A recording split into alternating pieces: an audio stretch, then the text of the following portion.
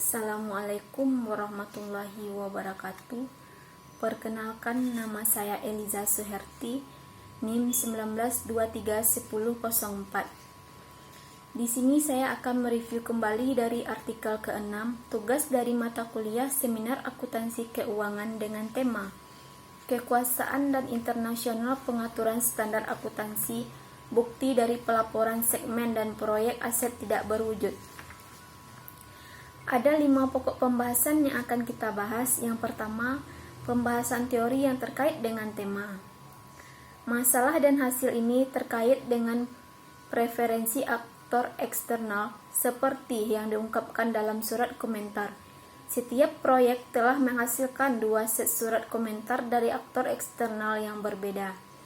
1 set untuk DSOP dan 1 set untuk ID berikutnya.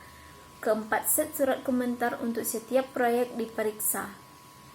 Tinjauan dokumen surat komentar menggunakan analisis konten yang berupaya menempatkan teks naratif dalam kategori untuk mendapatkan kesimpulan tentang konten tematik.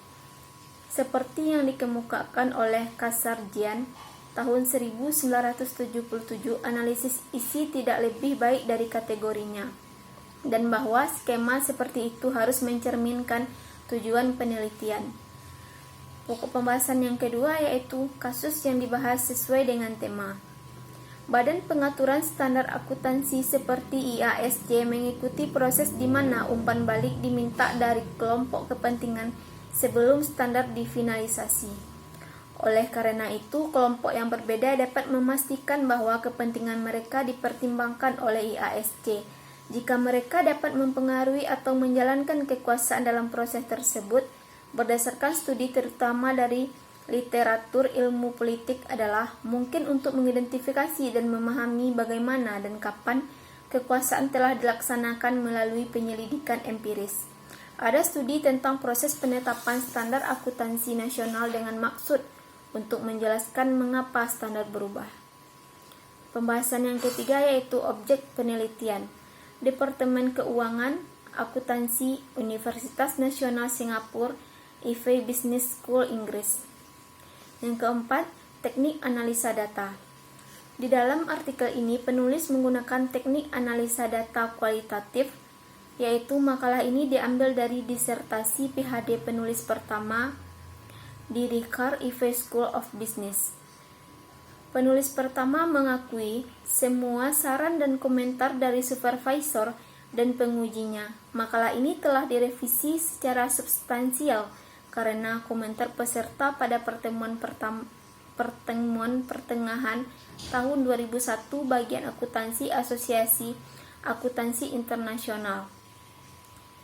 Yang kelima, hasil penelitian.